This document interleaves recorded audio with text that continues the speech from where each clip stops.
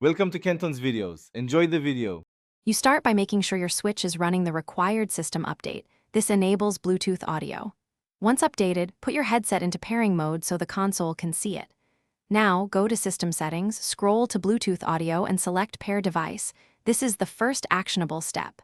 Move quickly, keep the headset close and visible. You want the console to detect the name. When it appears, select it.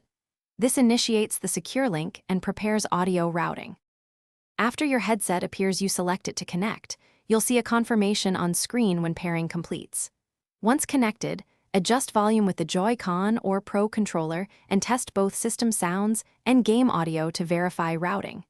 Make sure to close any other devices that might auto-connect, because that interrupts pairing.